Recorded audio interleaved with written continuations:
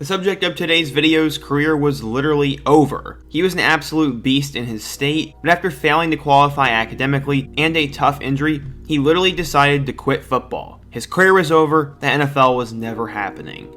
But, in one of the craziest stories you'll ever hear, flash forward just a couple of years, he not only got drafted, but he just had a huge preseason performance, and he could legitimately become the future of the New England Patriots backfield. You may already know who we're talking about in today's video, but we're going to tell one of the most inspiring stories I've ever heard, go through his entire college football career, and why he could be the future of the New England Patriots. But right before we get into today's video, please be sure to subscribe, as we are now on the road to 100K, and 80% of you guys are not subscribed, so be sure to hit that button, as I very much appreciate it. Now let's get started. So at this point, you're probably wondering who the heck am I talking about, and the subject of today's video is none other than Rhamondre Stevenson. We're going to go through his entire career, his incredible story, and why he could be the future, but before we can talk about any of that, we need to go back in time and see how he became a big name to begin with. So going back in time, Rhamondre Stevenson was born in the state of Nevada and always loved football. He was not always a star on the field though, as he was told as a freshman in high school that he would never play Division I football. He would prove everyone wrong though, as he'd get his first collegiate offer to play for Middle Tennessee, but from there he would struggle to make the grades to play until late his sophomore season. He became a young star in the Nevada high school football world, and his coach knew he was something special all along. He said, quote, "He was out there for one day, and you could tell he was by far the best player on the field.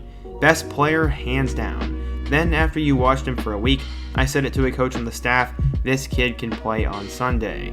This was some foreshadowing, and there was a long journey ahead, but it would end up coming true. As a junior, he'd run the ball 171 times for 1,457 yards and 19 touchdowns.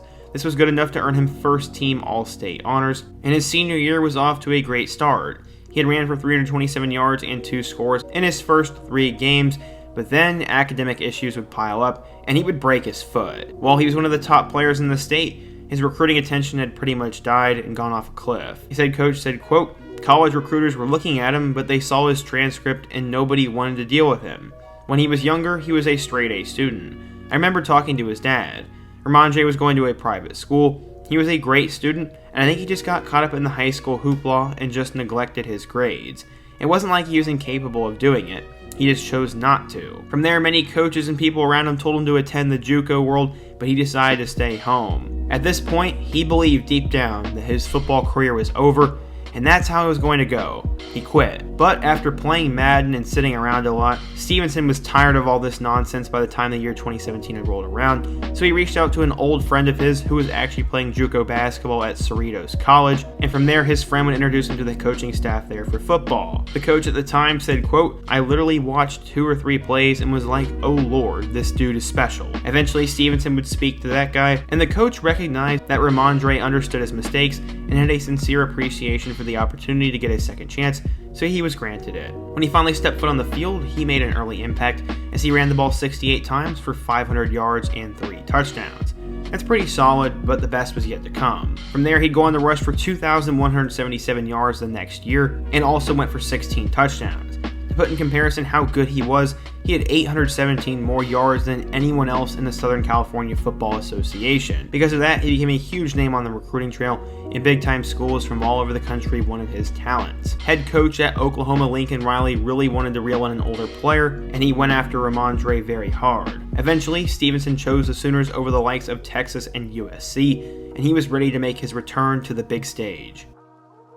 When Rhamondre arrived at Oklahoma, he was going to be joined by 2 other running backs. Kennedy Brooks and Trey Sermon were the main 2 guys, but Stevenson managed to start his career with a bang. In his first 5 games, he ran for a touchdown in each one of them and had a monster 100-plus yard game in a win over Kansas. From there, he helped the Sooners throughout the year, but he did cool off.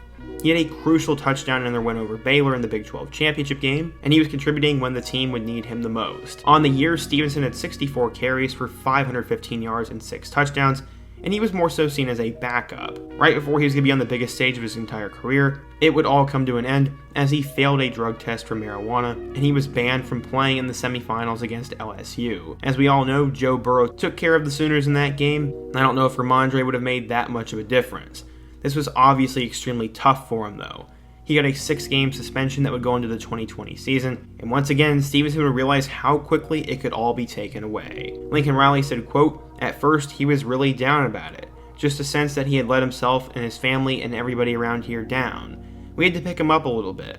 Then, I think as he started getting through it, his teammates started uplifting him, and he got in a better place mentally." This would end up coming true as he got another boost in 2020 when Oklahoma would hire former star DeMarco Murray to be the new running backs coach. Murray was a 3-time Pro Bowler and apparently had coached Stevenson extremely hard. He encouraged him to tighten up his diet and showed him how to work like a professional. He'd give him tips on time management, film study, and different practice habits. Murray would also create a film of LeGarrette Blount highlights as he believed Stevenson could be the next version of him. He was ready to show out, and in 2020 when he finally returned, he went for 3 touchdowns and 87 yards in their first game against Texas Tech. He then went for over 100 yards and 2 touchdowns against Kansas, and then had a career high at that point, 141 yards in a win against number 14 Oklahoma State. He had nearly 100 yards in their revenge win over Iowa State in the Big 12 championship game, and then he would save the best for last, as in the final game of his career against number 7 Florida, he went out with a bang. He went for a career-high 186 yards and a touchdown, and finished with 665 yards and 7 touchdowns as a senior, and was a legitimate NFL prospect.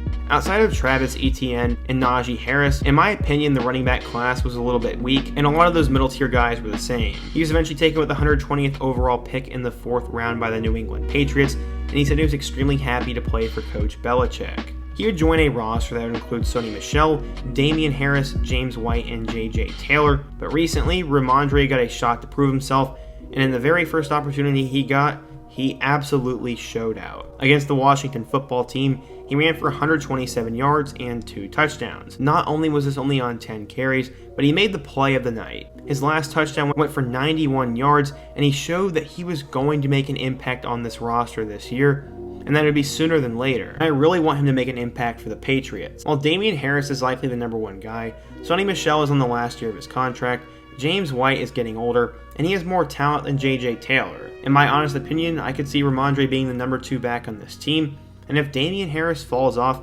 who knows what the future could hold for Stevenson.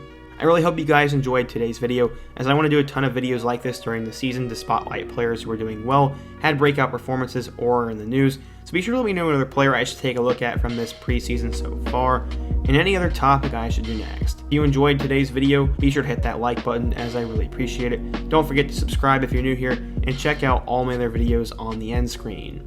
I hope to see you guys again soon, but until next time, peace.